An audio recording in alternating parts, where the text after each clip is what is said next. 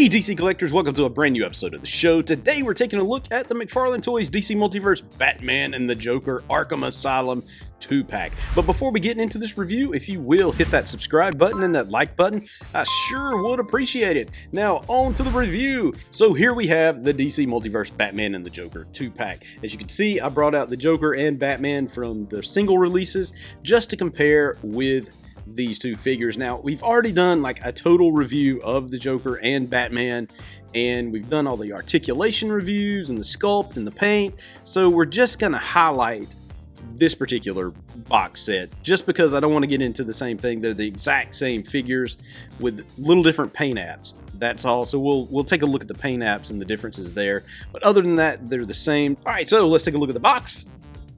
First thing you'll notice is a little bit of a different paint app. You'll see this Venom, the green Venom stuff all over the figures. And if you've played Batman Arkham Asylum, you'll know that that particular Venom stuff is what turns like the bad guys into super monster villains for Batman to face off. Even the Joker takes some and he turns into this monstrosity. Hope I didn't ruin the game for you.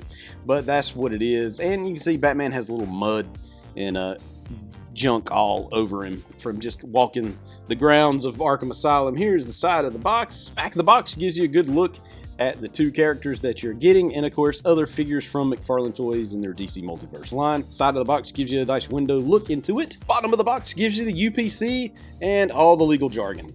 Alrighty, with that out of the way, let's open this box up and review the figures. Okay, now we have them out of the package, so let's look at the accessories. First up, here comes the cards. These are this foil looking stuff here because these are variants of the single release. There you go, look at the bio for Batman and the same for Joker. You can see the foil look to the cards. But I tell you, by the time we get through with the DC Multiverse line, we're going to have like a complete set of cards, almost like a 300 card release set from Topps or something, only from McFarlane Toys. Here they get the same DC disc bases, which is cool.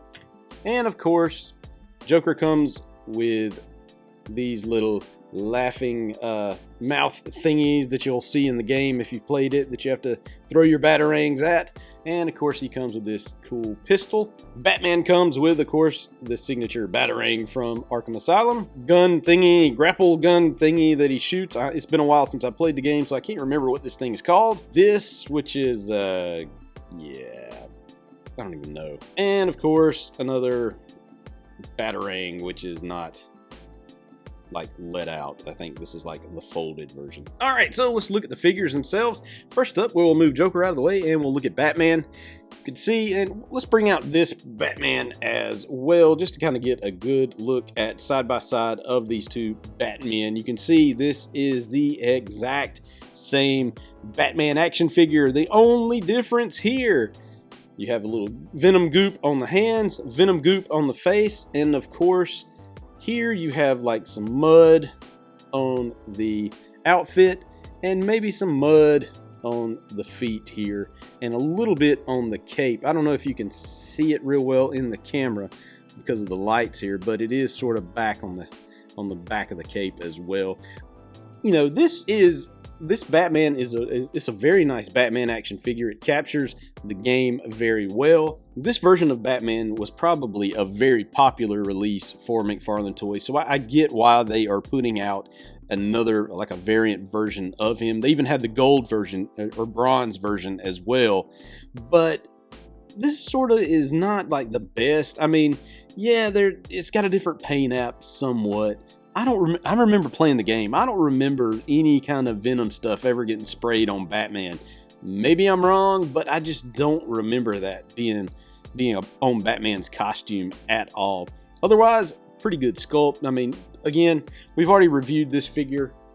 If you go back and look at the video for this particular Batman that I did, and I'll put that in the description below so you can check that out. So just to kind of give you a look, look at the difference in the eyeballs. So here's the regular release. The eyes look okay. Look at this one.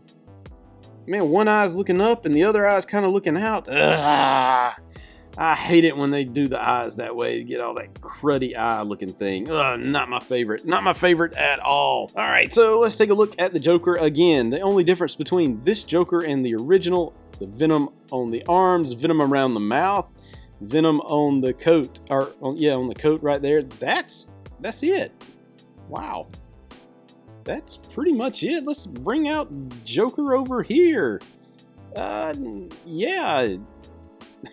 So they did even less on this Joker than they did on the Batman. Now, don't get me wrong, if you don't have this Joker, this is one of my favorite figures from McFarlane Toys in their DC Multiverse line.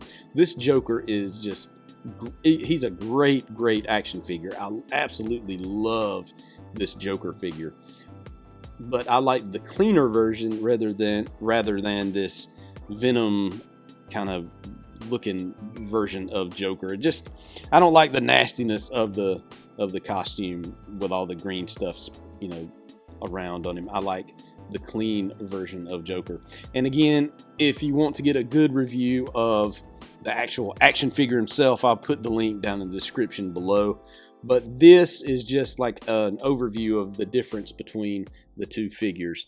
So is this 2-pack really worth $39.99? I don't know. Depends on you. Do you have to have one of everything? Then yes, you'll want to get him. Did you miss out on these two figures? Yeah. If you have the opportunity to get them and you know you're not going to find the regular releases, grab this. They're cool action figures. They're really well done. I'm just not the biggest fan of double dipping, especially when it's something that wasn't like video game accurate or comic book accurate or movie accurate. This is just another way for McFarlane to make a buck here. So yeah, I think this might be a pass for me if I didn't have the other. If I already had the other two figures, it would definitely be a pass. I'm just not a fan of making people double dip on something like this. Maybe, you know, if it was a totally different color scheme, maybe if they said, hey, we want to take this Joker and give him pink pants and a pink coat or something like that kind of plays on that Kenner Batman 1989 figure release. Hey, I'm all for it. Go for that. I would buy it in an instant. Over here, you know, maybe change up the color palette too on this one. Maybe a blue and gray instead of a black and gray. But this is just sort of battle damaged Batman. Not worth it to me. Not worth $39.99. All right, if you like what I'm doing, hit that subscribe button and that like button. I sure would appreciate it. You can find me on social media at DCCollectors on Facebook, Twitter, and Instagram. And check me out on DCCollectors.com each and every day. Until next time.